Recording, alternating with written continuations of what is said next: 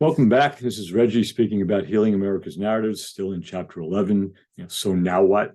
What do we do given all of these diverse and painful and mythical and true American narratives in our collective and individual shadows? And I'm going to stay with the story from the last episode where we shared Thomas Merton's translation of Chuang Tzu's story of the empty boat, where we were exploring who am I really, what impacts me, in the context of this empty boat. Well, we don't know it's empty, but we have our little boat on the lake. There's another boat on the lake. We collide with it. And as we're approaching it, we're screaming and yelling, hey, look out, you're in my way, or whatever we might be yelling. That's a relatively calm version of it. And we get to the boat that we have this collision with. Again, it's a minor collision. We don't sink. It's just maybe a little bit of, paint scraped off or a small crack in the wood, but no real damage done. We get to the boat and we see that in fact it's just drifting. There's nobody in it, and that changes our story. Right? So that's what we spoke about last time. We're not as upset if it's just a boat drifting, because that means we're responsible for not. We should have avoided it somehow.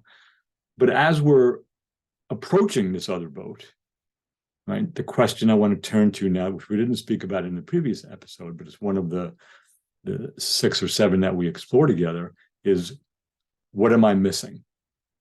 So as I'm approaching this other boat, and again, this is a metaphor, right? For those of you tuning in for the first time, we're not really speaking about boats and lakes here. As I'm approaching it and I'm yelling and screaming, hey, watch where you're going, I'm coming, turn starboard or turn port, and even though I should be doing that myself just to avoid this person or this boat. As I get closer, I learn, or even after we have this little nautical fender bender, I learned that the boat is empty. That's what I was missing. There's nobody in there. I'm yelling at myself, basically. Think about that. Talking about shadow. Okay. Hey, watch where you're going. There's really nobody else there. So what am I projecting? Oh, I might be missing something.